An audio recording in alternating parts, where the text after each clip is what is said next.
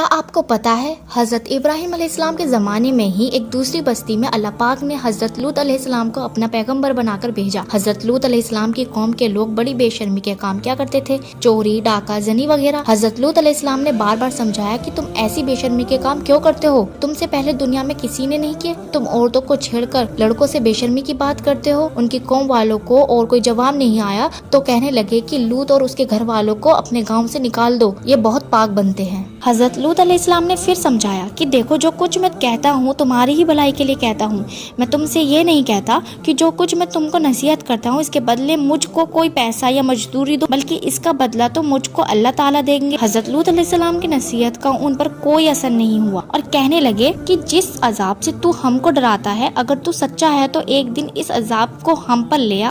پھر کیا ہوا؟ آخر خدا کا غضب جوش میں آ گیا۔ اللہ نے فرشتوں کو خوبصورت لڑکوں کی شکل میں حضرت لوط علیہ السلام کے مکان پر بھیجا۔ حضرت لوط علیہ السلام نے جب لڑکوں کو دیکھا تو بہت غمگین ہوئے کہ یہ لڑکے میرے پاس مہمان آئے اور میری قوم کے لوگ ان کو پریشان کریں گے۔ کہنے لگے آج کا دن میری مشکل کا دن ہے۔ حضرت لوط علیہ السلام کی قوم کے لوگوں نے خوبصورت لڑکوں کو ان کے گھر پر دیکھا تو دوڑتے ہوئے آئے، کیونکہ یہ لوگ پہلے ہی برے کام کرتے تھے۔ حضرت لوط علیہ السلام نے ان سے کہا کہ اے میری قوم، خدا سے ڈرو اور میرے مہمانوں کے بارے میں میری عزت خراب نہ کرو۔ تم میری لڑکیوں سے شادی کر لو، کیا تم میں سے کوئی بھی بھلا مانس نہیں ہے؟ وہ بولے کہ تم کو معلوم ہے کہ تمہاری بیٹیوں کی ہم کو کوئی ضرورت نہیں ہے، جو کچھ ہم چاہتے ہیں وہ تم کو معلوم ہے۔ حضرت لوط علیہ السلام نے کہا کاش مجھ میں تمہارے مقابلے کی طاقت ہوتی یا میں کسی مضبوط قلعے میں ہوتا۔ فرشتے جو خوبصورت لڑکوں کی شکل میں آئے تھے، انہوں نے حضرت لوط علیہ السلام کو اتنا غمگین دیکھا تو کہا اے لوط، ہم تمہارے رب کی طرف سے بھیجے ہوئے فرشتے ہیں، یہ لوگ آپ تک ہرگز نہیں پہنچ سکتے۔ آپ رات کے اندھیرے میں اپنے گھر والوں کو لے کر اس بستی سے چل دیں اور کوئی شخص پیچھے مڑ کر نہ دیکھے،